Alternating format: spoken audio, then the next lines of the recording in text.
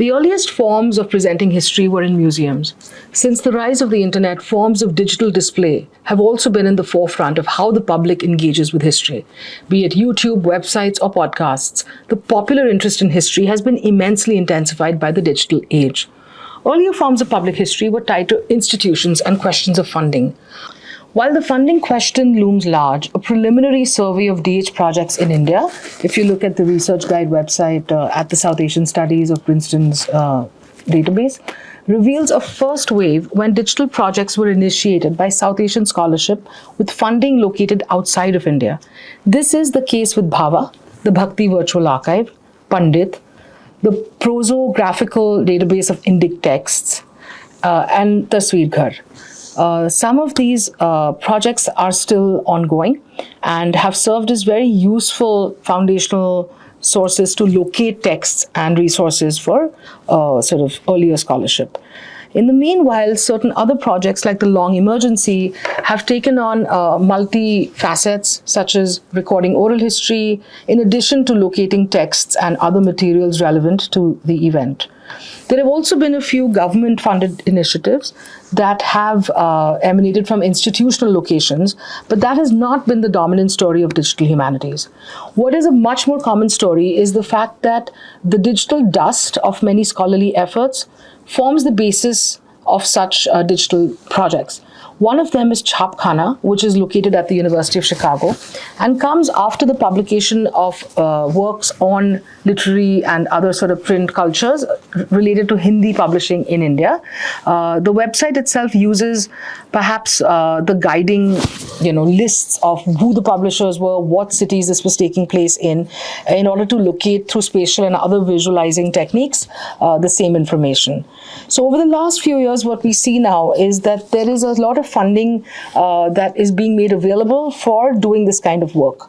We see this happening with the Government of India schemes such as specifically for STEM, but also now relevant to the humanities, which is the imprint initiatives and the impress schemes that allow people to do the same. When one looks at a project like Tasveer Ghar, this was based on existent collections that many scholars had already been busy sort of collecting, and this allowed for a rendering on a digital display for work that was deeper and longer in its span.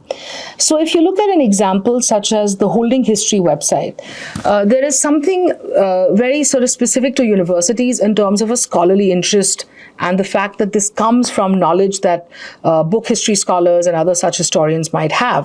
But the form of display allows for larger publics to get involved. And this perhaps is the hallmark of public history when it's done well. So what we're seeing really is the beginning of other publics being involved in such. One of the most fantastic examples in that regard from the Indian side has been that of Rekhta. Rekhta is very much something that has taken root in the popular imaginary and has really aided the career of the Urdu language. While on the one hand, students opting for Urdu at the university level may not be as popular as it once was, the fact is that the language has a different popularity in other audiences. So the love of Urdu poetry and its very rich literary legacies have created a surge of popularity with the digital format that Rekhta offers. It's a very prominent platform that has been around since 2013, and it was established with the aim of making Urdu accessible to global audiences. As a platform, Rekhta offers not just an access to Urdu literature, but really a library of all forms of poetry, prose, and classical works, along with sort of new users' ability to navigate these works, whether or not they're proficient in Urdu. So in that sense, since it makes use of different scripts like Nagari, the Roman script, and others, it really allows for different audiences to engage with the richness of Urdu literature and also the spoken word, meaning the recitation of its poetry. Rekhta primarily, yes, serves as an online repository, but its impact has existed far beyond the digital. It engages audiences through audio, video, and dramatization, while also spotlighting biographies and the works of poets. So you can locate those works in this one specific site. Additionally, it supports Urdu learning with resources such as dictionaries, tutorials, and tools to decipher poetic expressions. Now, this is very salient when offline sites for finding these resources have been declining. So the affordance of Rekhta might be credited for bringing in new fans of Urdu, and this is evidenced by the surging numbers we're seeing at Urdu festivals and other sort of musical events. This form of what we're looking at as public history and public humanities offerings has really often come from public support, and this stands in distinction to something like Bichitra, which was kind of a significant, nationally important writer like Tagore, who commanded in some sense the funding as well as the fact that we needed to see these works in one site, and that was Bichitra, the Varorium dedicated to Tagore's works. So we see really these two stories in parallel. The institutional story, which I mentioned, comes from scholarly need and already canonical figures being established as, deserving of their being in the canon.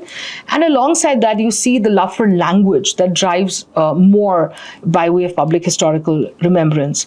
Something like the Punjab Digital Library, which starts really early in one sense, 2013 or so, is also begun with the mission to locate, digitize, preserve, collect, and make accessible what they call the wisdom of the Punjab region. And this is a very interesting challenge because, as we see, there are multiple scripts involved in this remembering. So what they say is this is to make accessible without distinction to script, language, religion, nationality, or physical condition.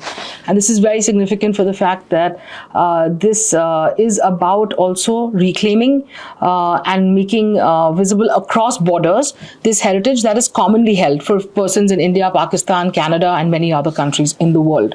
So similar to that has been Project Madurai, also begun, I think, more than 20 years ago, which did the same for the Tamil language.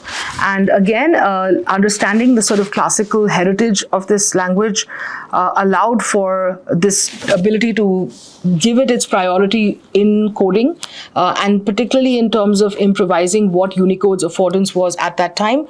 Project Madurai has really sort of been built on the backs of many voluntary scholar as well as coder, and both these instances attest to the love of language. In the case of Project Madurai, that's Tamil. In the case of the Punjab Digital Library, it's Punjabi, towards saying that there is something that needs more sort of outreach and display. And this has been easier to do in the realm of the digital, perhaps, than it has been in terms of in-person events. When we see, for instance, institutional remembering, we see universities like Jadavpur or Presidency able to also channel this energy towards very specific commemoration. The particular effort at the Plaques of Presidency, for instance, was one such, where you take an on-site space to actually render digitally and give more information about what is accessible offline. So in this regard, public history really has gone in terms of language, in terms of institution, and specifically also in terms of rendering story.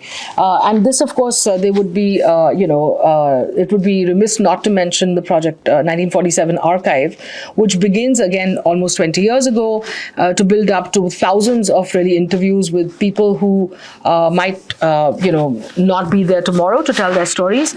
And for that reason, to actually get these first-person witness accounts, record them digitally and render them in terms of display as accessible to some, has been significant for understanding that the digital is also a space of the oral.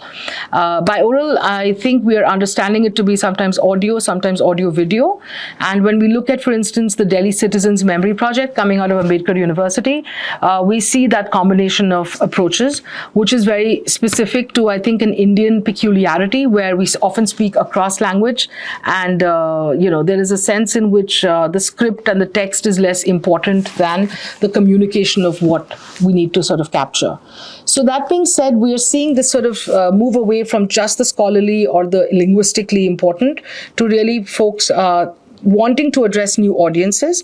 And for that reason, whether the audience is the residents of a particular city or whether they have been specifically commemorated by an event, you're seeing this public historical work take place in India much beyond the confines of the university.